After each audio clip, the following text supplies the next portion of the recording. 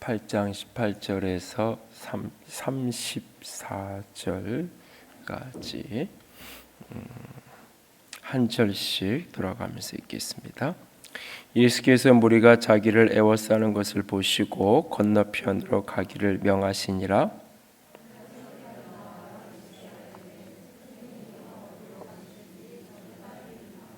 예수께서 이르시되 여우도 굴이 있고 공중의 새도 거처가 있으되 인자는 머리 둘 곳이 없다 하시더라.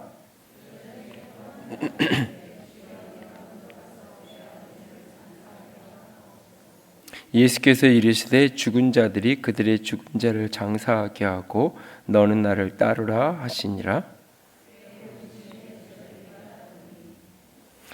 바다에 큰 놀이 일어나 배가 물결이 덮이게 되었으되 예수께서는 주무시는지라.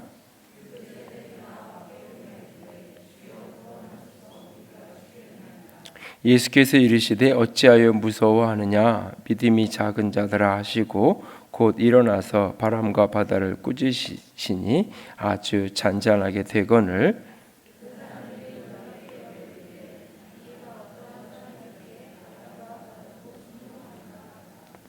또 예수께서 건너편 가다라 지방에 가심에 귀신 들린 자 둘이 무덤 사이에서 나와 예수를 만나니 그들은 몹시 사나워 아무도 그 길로 지나갈 수 없을 지경이더라.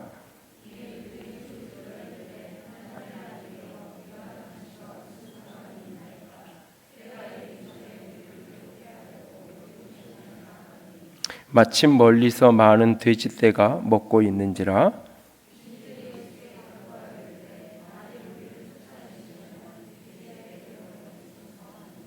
그들에게 가라 하시니 귀신들이 나와서 돼지에게로 들어가는지라. 온 떼가 비탈로 내리달아 바다에 들어가서 물에서 몰사하거늘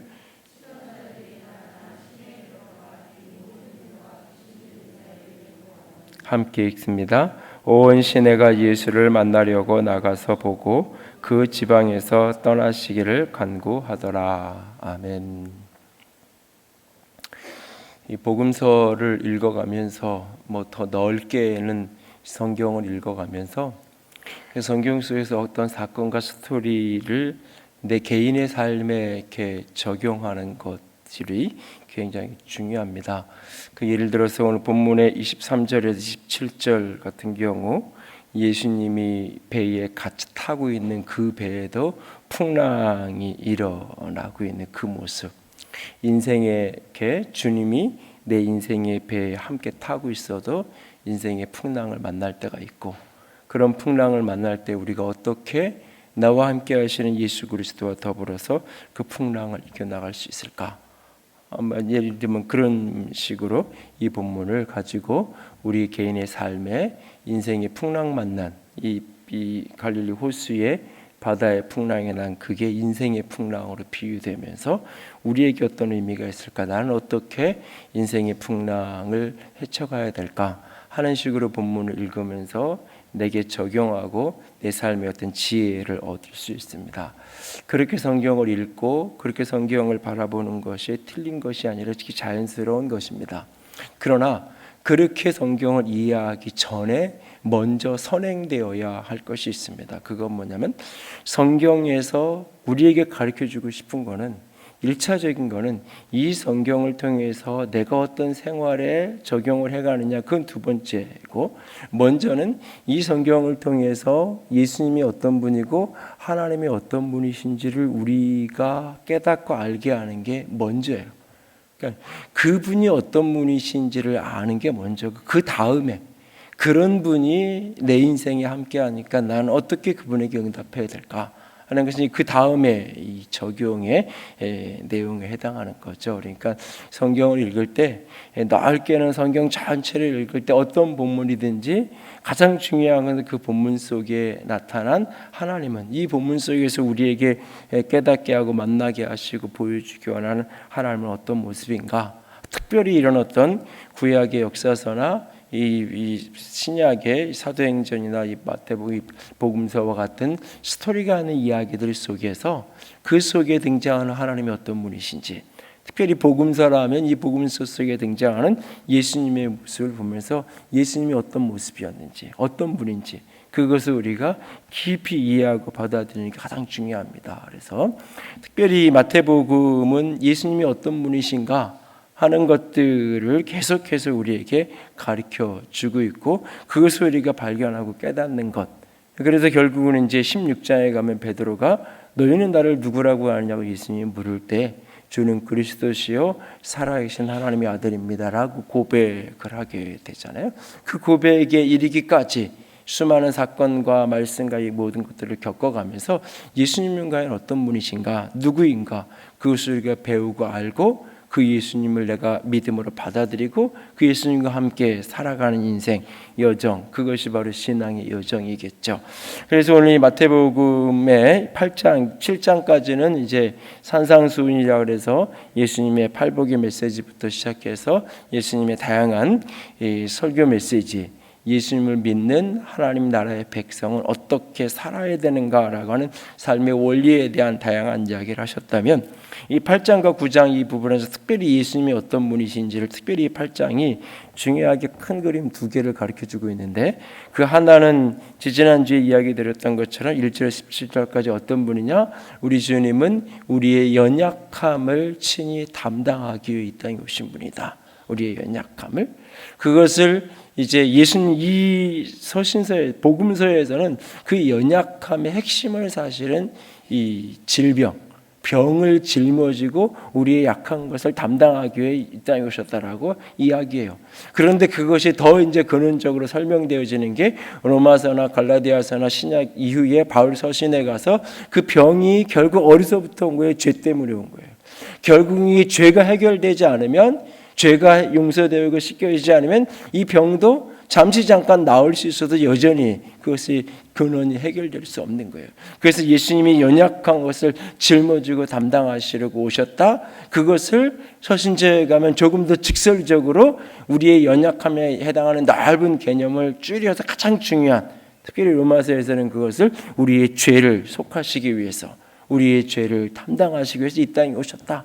그 죄를 담당하시고 죄를 지고 죽으시고 부활하셨다는 그 메시지 속에는 죄 자체를 용서하시고 씻는 것으로 끝나는 것이 아니라 그 죄의 결과, 그 죄의 속박들, 그 모든 것으로부터를 자유케 하시는, 그 죄로 우리 가운데 찾아온 가장 대표적인 결과가 죽음이고, 그 죽음을 우리가 일상에서 경험하는 현상이 질병인 거예요.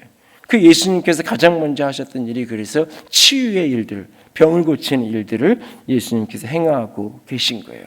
그것은 예수님이 이렇게 초월적인 방법으로 병 낫게 하는 어떤 병원 사역을 한 게 아니라, 예수님이 그것을 고치시면서 자신이 이 땅에 오신 목적이 뭐냐? 연약한 것을 친히 담당하기 위해서 우리의 죄로부터 우리를 구원하기 위해 오셨다는 것을 상징적으로 보여주는 하나의 사건인 거예요. 그리고 오늘 이제 18절에서 34절까지 오늘 본문을 쭉 우리가 같이 읽었는데, 이 본문 속에서 여러 가지 모습이 등장하지만 전체적인 모습을 하나로 정리를 하면 우리 주님이 절대적 주권자라는 사실을 오늘 말씀을 우리에게 가르쳐주고 있어요. 이거는 더 넓게는 마태복음 전체의 메시지의 핵심이기도 하는데, 예수님이 한마디로 얘기하면 왕이라는 거예요. 왕. 하나, 예수님이 왕이요 절대적 주권자로서 권세를 가진, 그는 병에 대해서도 이 자연에 대해서도 귀신에 대해서도 이 모든 것에 대해 절대 주권을 가진 그런 분인 것을 보여주고 있어요. 앞에서 백부장이 예수님에게 믿음의 고백을 하면서 군대에 대한 비유를 들면서 고백하잖아요. 예수님이 그 집에 가서 그 집에 하인 병자를 고쳐주겠다고 하니까 오지 말라고 하면서 하는 말이, 내 밑에도 부하가 있는데 내가 오라고 하면 오고 가라고 하면 가고, 내 위에도 내가 상관이 있어가지고 내가 군대 백부장이니까 내 위에 천부장이 있으니까 천부장이 나의 지휘 명령을 내려서 내가 감당해야 될 역할을 바꾸면 내가 순종하고 그러는데, 예수님 말씀만 하십시오 라고 하는, 예수님을 마치 군대의 대장처럼 지휘관으로 여기는 거예요. 이 질병의 문제, 그냥 예수님이 말만 하면 되지 굳이 오셔야 되고 손을 얹어야 되고 뭔가 그런 행동을 하지 않아도 그냥 말 한마디 하시면 그대로 순종, 그 병이 떠나. 왜? 병에 대해서 예수님 당신이 주인이니까 말씀만 하십시오. 그랬더니 예수님께서 의아해 하시잖아요. 놀라시잖아요. 이스라엘 백성들 중에 이런 사람을 보지 뭐 아직 예수님의 존재와 정체가 분명하게 드러나지 않았는데 예수님이 왕이신 것이 온전히 드러나시는 게 부활 이후예요. 그러니까 부활을 통해서 죽음을 완전히 정복하고 죽음을 깨뜨리시는 그 부활의 사건을 통해서 예수님이 진정 왕이시라는 것을 보여주는 거예요. 그래서 마태복음의 맨 마지막에 가면 예수님께서 부활하신 예수님께서 너희들이 가서 땅끝까지 복음을 전하라고 모든 족속으로 제자를 삼으라고 이야기하시는 그 지상명령을 이야기하시면서 그 명령의 서두에 뭐라고 얘기하시냐면 하늘과 땅의 모든 권세를 내게 주셨으니 당신이 왕의 권세를 가진 분이라는 것을 최종적으로 확인하는 메시지가 마태복음의 마지막 결론의 메시지예요. 사실은 그러니까 예수님이 왕이요 주권자고 절대자라는 것을 오늘 우리는 이 사건들을 통해서 하나의 개별적 사건들에서 교훈을 얻는 것도 중요하지만 전체 그림 속에서 예수님이 내게 어떤 존재인가, 어떤 분인가. 오늘 예수님께서 그렇게 나병 환자를 고치고 백부장의 하인이 중풍병 걸렸는데 고치고 백부장인 유명 인사니까 그 집에 하인이 고쳐지니까 온 동네 소문이 났을 거고 사람들이 이제 몰려들고 이런 일이 벌어지잖아요.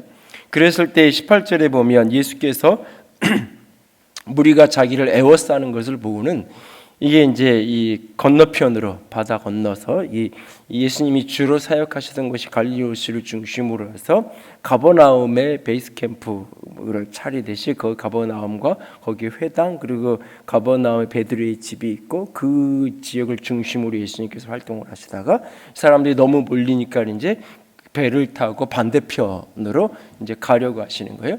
그때 한 서기관이 찾아와서 이렇게 얘기해요. 19절에 선생님, 어디를 가시든지 저는 따르겠습니다. 사람들이 막 에워싸고 막 그러니까는 이제 좀 사람들로부터 좀 떨어져야 될 필요 때문에 예수님께서 배를 타고 가면 다 따라오. 배가 옆에 있는 배를 가지고 있는 사람은 따라올 수 있겠지만 한 번 다 따라올 수 없잖아요. 그러니까 예수님이 건너편으로 서둘러서 가려고 하는데 한 서기관이 나는 양신이 어디를 가든지 나는 따라가겠다라고 이야기하는 거예요. 그랬더니 예수님이 딱 하시는 말씀이 20절에 여우도 굴이 있고 공중의 새도 거처가 있으되 인자는 머리 둘 곳이 없다. 성경 퀴즈. 이 사람은 따라갔을까요? 안 따라갔을까요? 내가 따라가겠습니다. 예수님 어디를 가든지 내가 따라가겠습니다. 그러니까 예수님이 머리 둘 곳이 난 없다. 여우도 굴이 있고 공중의 새도 깃들 수 있는 곳이 있는데 나는 하룻밤 머물 수 있는 왕궁이 있는 것도 아니고 화려한 비밀 기지가 있는 것도 아니고 없다. 이 사람은 과연 예수님을 따라갔을까요? 예수님이 이 사람에게 지금 이 이야기를 하는 이유는 이 사람이 지금 예수님을 따르겠다라고 하는 이유는 예수님 곁에 있으면 내가 뭔가 이익을 얻을 수 있겠구나. 이렇게 기적을 행하고 백부장 같은 사람 그 지역에 유지가 되고 유력한 사람의 하인도 고쳐주고 백부장이 저렇게 존경하고 인정하고 이런 사람 많은 사람의 병을 고치는 저런 분을 따라다니면 저런 분의 제자가 되면 저런 분이 내가 선생님으로 모시면 나에게도 어떤 얻어지는 많은 것들을 계산하고 있을 그 무렵에 여우도 굴이 있고 공중의 새도 깃들 곳이 있는데 나는 머물 곳이 머리 둘 곳 하룻밤 편하게 잘 수 있는 내 집조차 없는 사람이다. 그래서 너 따라올 수 있니? 라고 예수님이 되물어요. 그랬더니 이제는 그 서기관이 아니라 다른 한 제자 중에 한 사람이 이렇게 이야기를 해요. 예수님, 주여, 먼저 가서 내 아버지를 장사하는 것을 허락해 주십시오. 내 아버지 장례를 좀 치르고 장사하고 내가 오겠습니다. 그것을 허락해 주십시오. 그랬더니 예수님이 22절에 죽은 자들이 그들을 죽은 자를 장사하게 하고 너는 나를 따르라. 죽은 자로 장사하게 하고 너는 나를 쫓아와라. 따르라. 라고 이야기를 하십니다. 이건 이제 여러 가지 해석이 있어요. 가장 기본적으로는 우리는 요즘에 이제 뭐 길어야 3일장, 뭐 이제 이게 유교적, 이게 불교적 전통이지만 뭐 49제 뭐 이 정도 지키잖아요. 근데 우리나라도 예전에는 특별히 이제 조선시대 초기나 고려시대 이럴 때는 부모가 돌아가시면 3년상을 치렀잖아요. 그래서 그 3년 동안은 부모의 무덤 옆에 움막을 짓고 거기 살기도 하고 관직에 나가지도 않고 그러면서 이렇게 운둔 생활을 그렇게 지냈잖아요. 마치 그런 것처럼 이스라엘의 장례법은 장례가 완전히 끝나려면 이 시신을 이렇게 이제 가족묘와 같은 곳에 이렇게 동굴, 자연 동굴이나 인위적으로 석회암 지역에 만드는 그 동굴 속에 시신을 이렇게 안치해 놨다가 이것이 이제 자연스럽게 공기와 접촉하면서 이것이 이제 산화가 돼서 이제 다 이제 썩고 나면 한 1년 내지 길면 한 2, 3년 내에 그 유골을 모아 가지고 유골함에, 우리는 이제 화장을 하고 유골을 완전히 불태우는 거니까 완전히 고온에 태워서 이렇게 갈아서 가루를 이제 납골함에 이렇게 유골함에 주지만 이 사람이 자연스럽게 썩은 거니까 이게 이제 유골들이 그대로 1, 2년밖에 안 돼 그대로 유골은 그대로 있거든요. 이걸 이제 유골함에다 담는 거죠.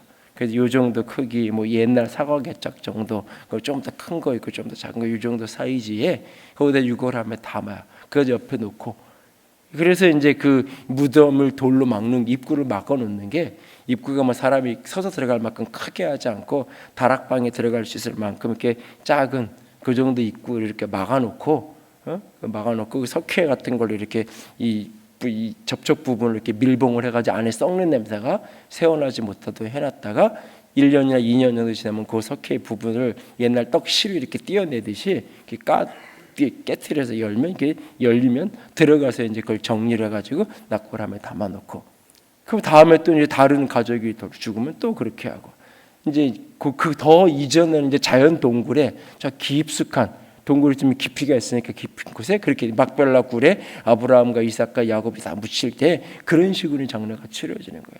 그러니까 이거를 이제 이 이야기가, 내가 이렇게 3일 반 좀 기다려 주십시오, 아버님 장례가 났으니까 3일장 치르고 와서 따라가겠습니다, 이런 정도의 이야기가 아니라 적어도 1년 2년 후에 따라가겠습니다, 그런 이야기.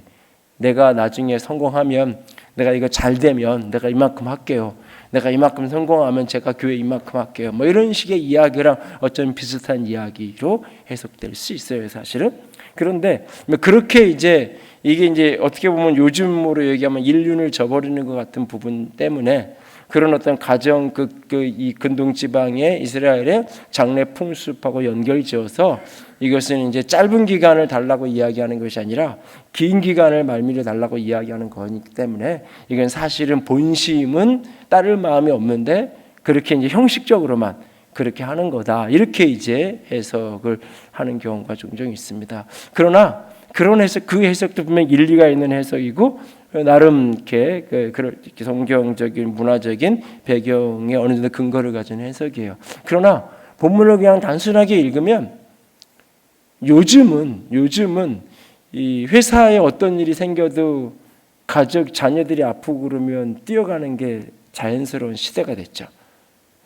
그러니까 이제 뭐 심지어는 아이들 유치원, 학교에서 평일날 운동회를 하고 평일날 뭐 이렇게 학부모들 모임을 해도 직장 다니는 엄마뿐만 아니라 아빠가 휴가를 하루 내고 월차를 내고 참석을 하기도 하잖아요. 그리고 그걸 직장이나 이런 데서 크게 이렇게 부정적으로 그렇게 해석하지 않는 시대가 됐잖아요. 근데 한 세대 이전만 가도 어디 애들 아프다고 그렇게 뛰어가겠어요? 그렇잖아요. 그러니까 사실은 조금 그 더 이전에 가면, 그러니까는 국가를 위해서, 공동체를 위해서 때로는 가족을 희생하고 뭐 이런 거 이렇게 내어놓는 것이, 그것이 오히려 최고의 가치를 여기든, 공동체 일을 위해서 헌신하기 위해서 때로는 가족을 돌보지 않고 어떻게 보면 결과적으로는 내팽개친 거지만 그게 굉장히 못달라. 사실은 그런 시대가 있어. 그런 가치관이 바뀌어져서 이게 이제 부정적으로 여기는 경향도 있지만, 여기에서 어쨌든 예수님이 말씀하시는 의도는 어떻게 해석하든 분명하고 단순한 건 뭐냐면, 장례식 치르는 것보다 가족보다 하나님이 먼저다, 나를 따르는 게 먼저다 하는 우선성을 분명히 이야기하는 거예요. 여기 어떤 설명이 붙어지고 어떤 이게 너무 지나치게 과한 게 아니라는 어떤 이렇게 사람들이 느끼는 어떤 부정적인 어떤 정서 때문에 그것을 이렇게 누그러뜨리기 위해서 어떤 설명을 많이 추가적으로 많이 한들 본문 자체는 그냥 단순하게 죽은 자로 장사 지내게 하고 이 말이 뭐 영적으로 예수 안 믿는 사람들이 안 믿는 사람끼리 하라는 이야기일 수도 있고 아니면 죽은 사람이 죽어 이미 죽은 사람 끝났는데 살아있을 때 효도하는 거지 죽은 거 장례를 아무리 오래 치르고 잘 치른들 그게 무슨 의미가 있는 거냐. 차라리 살아있을 때 부모님께 효도하고 살아있을 때 잘하는 게 우선이다 라고 하는 기독교 효의 가치의 핵심. 죽고 나서 돌아가시고 나서 무슨 장례 제사 뭐 이런 거 이름을 남기기 위한 무엇을 하는가 하나님 앞에서 하면서 하나님 앞에서 그 인생이 판단받는 거고 우리가 할 것은 살아있을 때 최선을 다해서 부모를 공경하고 효도하고 보답하고 그것이 기독교적인 효의 가치. 살아있을 때 살아있는 분에게 최선을 다하라는 어떤 그런 부분하고 연결된 이야기다. 뭐 여러 가지 해석을 할 수 있어요. 그러나 어쨌든 분명한 것은 너는 나를 따르라고 이야기하는 거예요. 너는 나를 따르라고. 무슨 얘기예요 지금? 예수님의 명령은 부모의 장례식보다 우선될 수 있다는 거예요. 그분은 왕이에요. 모든 사람에게 모두에게 다 이렇게 얘기하는 건 아니에요. 엘리사가 가서 내가 작별 인사하고 오겠다 그러니까 엘리야가 가서 하고 오라 그러고 온 집안 사람, 동네 사람 모아가지고 자기가 타던 이 소 하던 뭐예요? 그 마차 이거 멍에 이거 다 불태워가지고 소 잡아가지고 잔치하고 동네 인사하고 그렇게 따라오잖아요. 그러니까 이걸 천륜을 끊으라는 이야기는 아니에요. 그러나 어떤 때 분명히 하나님이냐 부모냐라고 할 때 하나님이 먼저인 우선성은 분명히 그분은 왕이에요. 그분은 절대적 주권자예요. 그렇기 때문에 그 명령, 그 부르심이 먼저라는 것을 듣는 이가 때로는 부담스러워하고 듣는 이가 때로는 힘들어한다 할지라도 분명한 거예요. 하나님의 우선성. 예수 그리스도는 그 정도의 부모의 권위 이상의 권세를 가진 그분이 바로 예수 그리스도 그분이라는 것을 여기서 강하게 보여주는 거예요. 그리고는 이제 배를 타고 가요. 가는데 배가 풍랑이 만나잖아요. 예수님은 그 배에 누워서 주무시고 계세요. 아마 예수님이 육체로 이 땅에 오셔서 육체로 사시는 그 기간 동안 예수님은 온전한 사람이셨기 때문에 피곤해서 주무셨을 거예요. 잠들어 있어요. 제자들은 견딜 수가 없어요. 두려워서. 주무시는 예수님을 깨우면서 우리를 좀 살려달라고, 우리를 좀 도와달라고, 구원해달라고 죽게 생겼다고 얘기합니다. 예수님께서 26절에 어찌하여 무서워하느냐? 믿음이 작은 자들아 라고 하면서 일어나서 바람과 바다를 꾸짖으시니 잔잔해지. 바람을 명령하니까 예수님이 잠잠하라 꾸짖으니까 잔잔해지잖아요. 그랬더니 27절에 사람들이 놀라면서 뭐라 그러냐면 이 사람이 어떤 사람인데 도대체 이 사람이 누군데 바람과 바다가 순종하는가라고 질문을 던지는 거죠. 아직 예수님이 우리는 지금 이 뒤에를 다 알잖아요.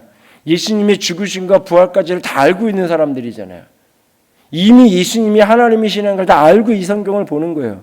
그러니까 예수님이니까 그게 가능하지 이런 거지만 지금 여기까지 예수님하고 같이 이 시점까지 예수님을 경험한 사람들에게는 지금 사건마다 다 충격인 거예요. 놀라움인 거예요. 지금 예수님이 지금 이 순간 바람을 잔잔케 하시는 그 모습을 보면서 놀라면서 도대체 저 사람은 어떤 사람인데, 바로 앞에서 7장 마지막에도 보면 예수님이 산상수훈을 다 마치고 나니까 도대체 저 가르치는 권위가 어디서 나왔는지, 저 가르침이 서기관들의 가르침은, 그러니까 모든 설교자의 가르침은 뭐 성경 몇 장 몇 절에, 창세기 몇 장 몇 절에, 성경이 이르시되 이렇게 하고 가르치잖아요. 그게 모든 선지자들의 가르침, 모든 설교자들도 그렇게 가르쳐요. 하나님이 성경에 이렇게 말씀하셨습니다. 성경을 근거로 모든 목회자가 설교하는 거잖아요. 근데 예수님은 나는 이렇게 표현하잖아요. 성경을 이렇게 성경에 보니까 이렇게 하면서 제가 그렇게 설교했잖아요. 근데 어느 날부터인가 제가 성경을 무시하고 성경에 그랬지만 나는 이렇게 합니다. 그러면 이제 우리 교회가 어떻게 된 거예요? 이단된 거예요. 빨리 도망가야 돼요. 빨리 도망가야 돼요. 예수님이 나는 그러면서 가르치는데 그게 이단 같은데 틀린 것 같은데 틀렸다고 말할 수 없는 거. 틀린 것 같은데 틀렸다고 말할 수 없는 더 정확한, 더 깊은 차원을 이야기하니까. 다른 것을 이야기하는 것이 아니라 더 본질적인 것을 이야기하니까.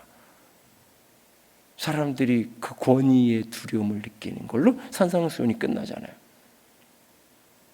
예수님이 바다와 바람이 말씀 한마디면 순종해야 될 존재. 예수님이 그런 권세가 있는 분이에요. 온 세계가, 온 자연이, 온 피조세계가 그분의 말씀 한마디면 순종해야 될 그 왕의 권세를, 아니 왕이신 분인 거예요. 왕이신 분. 예수님이 그런 분이라는 것을 가장 먼저 누가 알아보느냐? 귀신이 알아보는 거예요. 귀신이.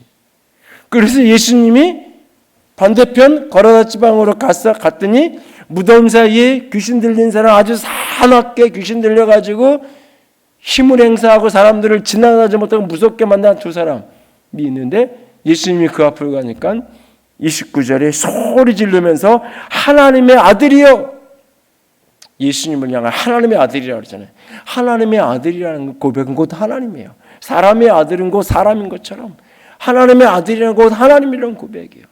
당신과 나와 무슨 상관이 있습니까? 때가 이르기 전에, 아직 때가 되지 않았잖아요.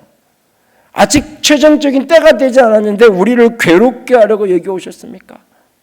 예수님이 어떤 존재예요? 사단의 입장에서는 괴로운 존재예요. 자기가 짓밟혀져야 되는 존재예요. 하나님의 아들이신 그분 앞에 두려워서 우리를 괴롭게 하려고 왔냐고, 아직 때가 안 되는데 왜 왔냐고, 당신과 나와 무슨 상관이 있냐고, 왜 우리를 괴롭게 하고 힘들게 하고 열러 왔냐고 불편한 이야기를 쏟아내잖아요. 그러면서 우리를 이렇게 돼지에게로, 멀리 돼지가 있는데 절로 좀 들어가게 해달라고 부탁하잖아요. 31절에 귀신들이 예수께 간구해요. 그랬더니 예수님께서 32절에 가라 그래요. 그러니까 귀신들이 가잖아요. 돼지떼에 들어가서 온 비탈에 떨어져서 물에 몰사를 해버리죠. 여기도 이제 많은 이야기를 할 수 있어요. 귀신은 무소부지한 존재가 아니에요. 성령님은 어디에나 계시는 무소부지하시는 분이지만 귀신은 그런 존재가 아니에요. 귀신은 거할 수 있는 어떤 공간을 필요로 해요. 그래서 그것이 사람의 죄와 상처로 일그러진 어떤 인간의 내면이나 어떤 여기 있는 것처럼 어떤 동물이나 때로는 인간의 어떤 경배를 받는 물건들, 어떤 초상화들, 이렇게 석상들, 신상들, 이게 이제 사람이 경배를, 그것은 그냥 돌에 불과하고 그냥 그 나무에 불과하고 그 그냥 그림 하나, 사진 하나에 불과하는데, 거기에 지속적인 경배를 하면, 사람이 그것을 지속적으로 경배하면 그 속에 어둠의 영이 권세를 잡고 자리를 잡게 돼 있어요. 어쨌든 귀신은 무소부지한 존재가 아니에요. 그것이 사람의 육체이든지 그것이 짐승이든지 그것이 어떤 물건이든지 자신이 머물 수 있는 어떤 공간을 찾는 존재예요. 그런데 어쨌든 이 모습을 보면 귀신이 예수님께 허락을 구하잖아요. 당신이 왜 나를 괴롭게 하냐고 이야기하면서, 다시 말해서 예수님이 더 권위가 있는 거예요. 이걸 그 무당들이 하는 얘기로는 가장 센 귀신이라고. Why Jesus라는 박영록 집사님의 책에 보면 그런 본인이 이게 신 내림을 거부하기 위해서 많이 노력을 하고 1년에 몇 번씩 몰래 부인 몰래 비상금 모아가지고 신 내리는 것을 이렇게 막아주는 더 센 귀신을 찾아가서 그런 구술을 해야 되고, 그 500만 원, 1000만 원, 지금부터 한 30년 전에 그 돈 들여가면서 그 돈을 몰래 모아야 되고, 그러면서 이렇게 힘들고, 그래서 너무너무 힘드니까 때로는 북치고 막 이런 거 국악하는 데 가가지고 막 그런 걸 하고 나면 조금 시원하고, 그 신을 거절하기 위해서 그렇게 발버둥 치고 애쓰다가 어느 날 결국은 그러면 이왕 도저히 안 되겠어 가지고 이제 이왕 믿는 거 받아들일 가장 센 귀신을 찾아가자. 그랬을 때 이분이 누님이 이제 여도순복교회를 다니셔서 철야를 이제 딱 갔는데 이제 그날 메시지가 귀신에 대한 설교를 하신 거예요. 그러니까 다른 사람은 알아듣든 뭐라든 이분은 귀신의 세계를 이미 경험하고 있는 분이기 때문에 그 이야기를 한번 다 알아듣는 거예요. 그게. 그리고는 그날 예수님을 받아들이고 이제 믿음의 생활을 시작하는 그분의 이제 그런 책 이야기들이 쭉 책에도 기록되어 있고 그런데 어쨌든 귀신이 결국은 예수님의 권위 아래에 있는 예수님께 대항할 수 없는 귀신하고 예수님하고 맞짱 뜰 수 있는 그런 존재가 아닌 거예요. 예수님께 허락을 구하는 존재일 뿐이에요. 저를 들어가도 되겠냐고 허락을 구하는 존재. 그런데 그 귀신이 예수님이 하나님의 아들인 것을 가장 먼저 알아보고 그렇게 태도를 취하잖아요. 그런데 그 마을 사람들은 이제 졸지에 벌어진 일들을 가서 이야기해 준 거예요. 사실은 유대인들이 이 돼지를 치면 안 돼요. 돼지는 레위기 율법에 먹어서는 안 되는. 지금도 이스라엘에 가면 이제 돼지고기를 이제 선교 사람들 이런 분들이 삼겹살 이런 걸 먹고 싶으면 일반적인 지역에서는 안 팔아요.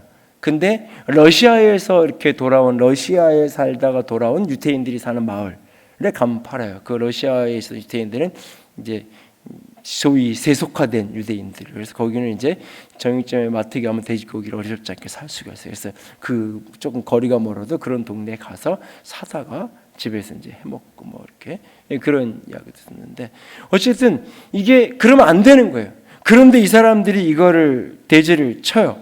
그 이유는 뭐냐면 돈이 되니까 그런 거죠. 그런데 갑자기 예수님이 귀신하고 막 그러더니 그래서 귀신 들린 사람은 다 떠나갔으니까 이 귀신 들렸던 사람은 온전해졌어요. 귀신 들렸던 두 사람은 온전해지고 깨끗해졌어요. 근데 돼지들이 미쳐가지고 난리를 치더니 낭떠러지에 가서 다 몰살하는 일이 벌어졌어요. 이 돼지떼의 주인의 입장에서는 저 귀신 들린 사람 온전해진 거는 나랑 아무 상관없는 거. 내 동생이 내 형이었으면 문제가 있겠지만 그게 아니니까 아무런 상관없는 거고 지금 문제는 내게 막대한 재산의 피해가 온 거잖아요. 그러니까 예수님께 뭐라 그러냐면 34절에 온 시내가 사람들이 예수님을 만나려고 와서는 그 지방에서 떠나기를 간구하는 예수님 이 동네에서 좀 떠나주세요. 떠나주세요.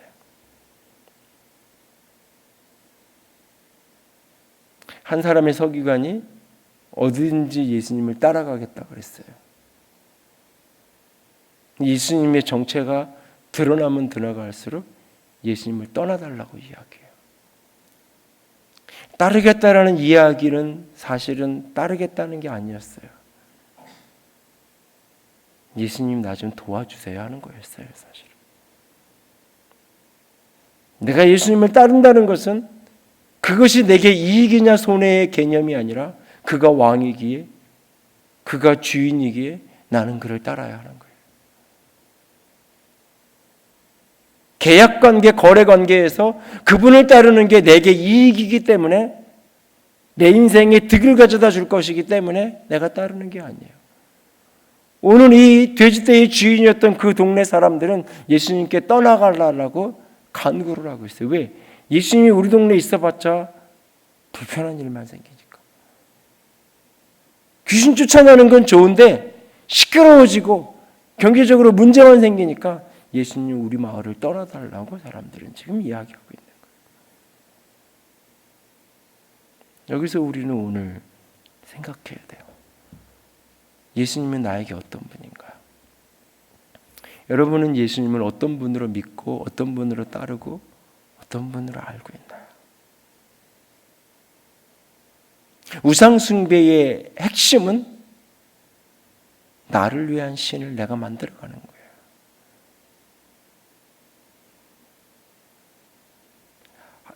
하나님은 하나님이세요.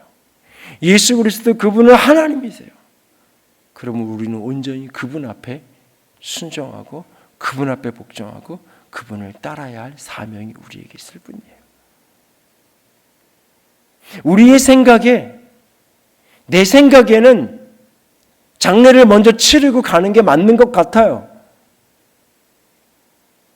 인륜을 저버리지 않으신 분이 마지막 십자가에서 운명하시는 그 순간에 온 인류의 죄악을 짊어지시고 죽어가는 그 순간에 육신의 어머니, 따지게 보면 친엄마가 아니잖아요. 따지게 보면 그냥 태를 잠시 빌려서 사용되어진 그 어머니일 뿐이잖아요.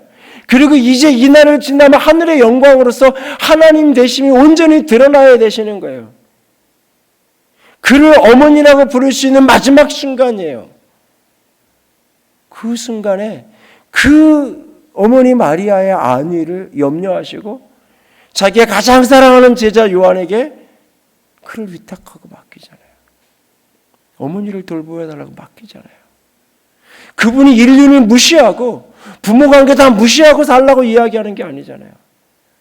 디모데전서에서는 자기 부모를 돌아보지 않는 것은 불신자보다 악한 거라고까지 얘기하잖아요. 부모를 돌아보지 않으면서 신앙생활 한다는 것, 가장 그 불신자보다 악한 거라고까지 이야기해요. 성경은.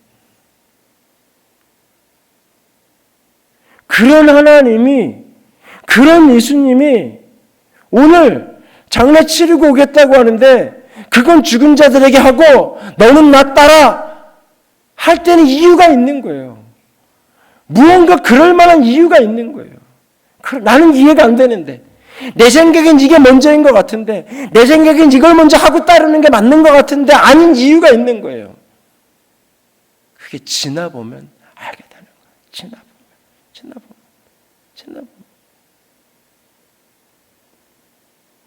불완전한 우리가 자녀들을 키우면서 수없이 답답한 게 그건데, 조금 말 듣지, 조금 지나면 부모 말이 맞다는 걸 알 텐데 왜 저렇게 고집을 피울까? 그리고 조금 얼마 지나지 않아서, 불과 며칠, 얼마나 지나지 않아서 내가 그때 들을 걸. 때로는 수일, 때로는 수년이 지나지 않아서 그걸 알게 되는데, 근데 그때는 모르겠는 거예요. 그때는 부모는 어리석고 미련하고 완고하고 내가 다 맞는 것 같고 그렇잖아요.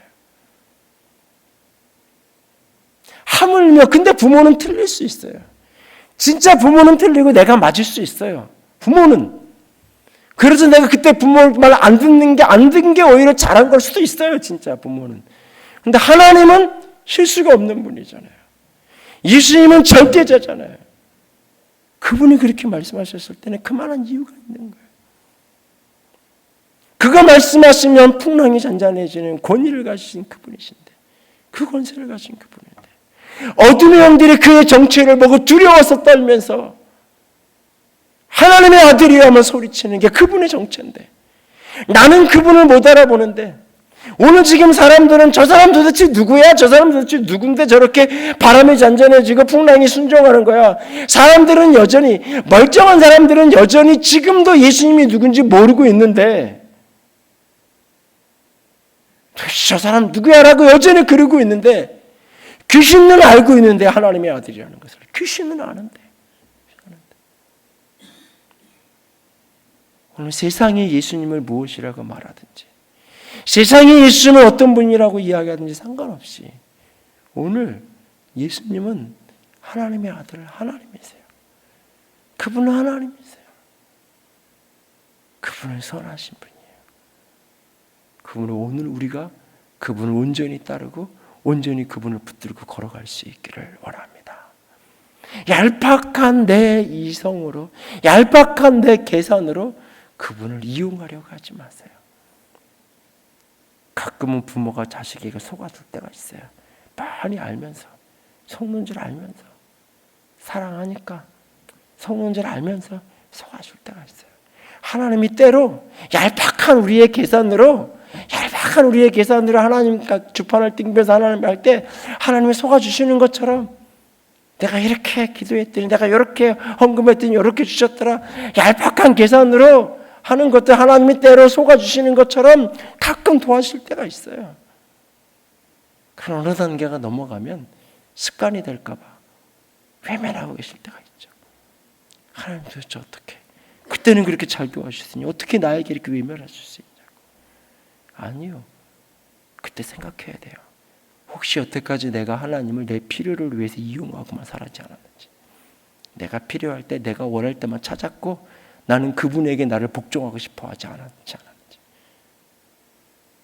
내가 오히려 하나님이고 내가 주인이고 예수님은 내 뒤치다거리하는 내 비서와 같은 존재로만 내가 여기고 살지는 않았는지. 때로는 답답하고 막막한 그 시간에 그걸 생각해야 돼요. 사실은 하나님은 어제까지는 그렇게 기도만 하면 잘 응답하시도 왜 이렇게 침묵하시냐고요. 하나님이 침묵하면 침묵하는데 이유가 있는 거예요. 그러면 그 앞에 잠잠히 엎드려서 기다리고 인내로 버티고 견디는 게 믿음이에요. 그 앞에서 원망하고 저주하고 투덜거리며 세상으로 되돌아가겠다고, 애굽으로 되돌아가겠다고, 옛삶으로 되돌아가겠다라고 소리치는 것, 그것은 하나님을 하나님으로 믿지 않는 거예요. 광야의 이스라엘 백성들처럼 홍해 바닷가 앞에서 그렇게 축제를 하고 찬양을 하는데 불과 며칠이 지나지 않아서 무럽다고, 불과 며칠이 지나지 않아서 고기 없다고 소리치면서 원망하잖아요. 애굽이 좋았는데 하면서 급기야는 우리를 위하여 우리를 인도할 신을 만들어 달라고 아론에게 요구하고 금송아지를 만들어 놓고 이게 하나님이라고 우리를 애굽에서 인도하는 우리의 신 여호와라고 소리치잖아요. 우리를 위하여 우리를 인도할 우리의 신을 만들어 달라고. 아니에요. 하나님을 위하여 우리가 존재하는 거예요. 그가 우리의 왕이시고 그가 우리의 주예요. 우리가 그를 온전히 믿고 온전히 따라갈 때 왕이신 그가 우리를 책임지시고 왕이신 그가 우리를 돌보시고 왕이신 그가 우리를 지키시는 거예요. 오늘 내가 믿는 예수님, 그분이 어떤 분이신지, 풍랑을 잔잔케 하셨대, 귀신도 다스렸대, 병도 낫게 하셨대, 이 사실로 끝나지 말고, 이 사실도 중요해요. 그래서 귀신 들린 사람을 만날 때 예수의 이름으로 대적하고 때로 싸우기도 하는 거예요. 때로는 반드시 필요한 일인데 자연이 도와주지 않고 비가 멈춰야 되는데 비가 오고, 그럴 때 때로는 선포하면서 기도할 때도 있어요. 그리고 때로 하나님은 응답하셔서 그 비를 멈추기도 하시고 돌아가기도 하시고 태풍의 진로를 바꾸기도 하시고, 하나님이 때로 하나님의 위대한 일을 우리의 기도와 간구의 응답의 모습으로 그가 하기도 하세요. 그러나 그 모든 것 속에서 더 중요한 것은 내가 진짜 자연이 예수님께 순종하는, 귀신이 예수님께 복종할 수밖에 없는, 그거보다 더 나는 진정 예수님께 복종하는 사람인가. 이해할 수 없지만 주님께서 죽은 자들로 죽은가를 장사 지내게 하고 너는 나를 따르라 할 때 이해할 수 없지만 네, 당신이 왕이시니 가겠습니다.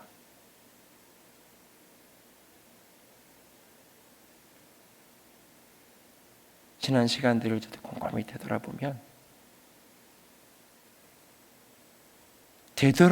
축복이었던 사건들은 늘 내게 이해되지 않는 일이었어요. 되돌아보면 축복이 되었던 많은 사건들은 내 이성으로는 도저히, 계산으로는 도저히 나오지 않는 답이었어요. 많은 일들이.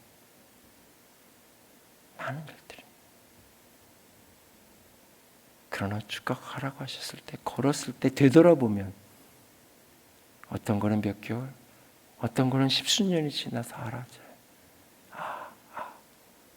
어떤 거는 내 이성으로 맞지 않는다고 해서 내 계산대로 했던 것들이 있어요. 아니라고 하시는 걸 아닌 걸 느끼면서도 그래도 내가 보기엔 네가 맞는 것 같아 했던 게 있어요. 되돌아보면 그게 다 내 발등을 찍었고 그게 다 이스라엘 백성에게 올무와 가시가 되었다는 말씀처럼 나를 아프게 하는 것들이 되었던 경험들이 있어요. 되돌아보면 그래도 또 오늘 어떤 말씀을 주시면 또 머뭇거려요. 또 순종하고 가기보다는 또 계산하게 돼요. 나도 모르게. 그게 사람이에요. 자꾸 보이지 않으니까. 이렇게 가면 끝이 과연 좋을까? 잘 안 보이니까 여전히 또 머뭇거리게 되고 여전히 또 주춤거려요. 여전히 또 뒤돌아보기도 하고 여전히 또 핑계거리를 찾기도 해요. 근데 그래도 방향은 바꾸지 않으려고. 나가지는 못해도 안 되면 서라도 있으려고. 등을 돌리고 뒤돌아보지 않으려고 애를 써요. 이해되지 않을 때 기억하세요. 그분은 왕이에요. 그분은 온 천하의 주인이에요. 나랑 같은 레벨의 분이 아니에요. 내가 조금 설득하면 되는 그런 정도의 직장 상사가 아니에요. 내가 기안서 제대로 만들어서 딱 프레젠테이션 하면 여태까지 반대하던 회장님이 저거 얘기 들어보니까 말 된다. 저거 하자. 그렇게 설득해낼 수 있는 그런 차원의 분이 아니에요. 나랑 존재의 차원이 다르신 분이에요. 하나님의 아들이에요. 그분이 어떤 분이신지를 명확하게 알고 그분을 왕으로 하나님으로 오늘도 섬기고 믿고 대접하고 따라갈 수 있기를, 너는 나를 따라하는 이 명령에 그렇게 순종해 갈 수 있기를, 그래서 마침내 왕의 권세, 왕의 축복, 왕의 은혜를 함께 누리며 살아갈 수 있는 저와 여러분이 될 수 있기를 주님의 이름으로 부탁을 드립니다. 기도합시다.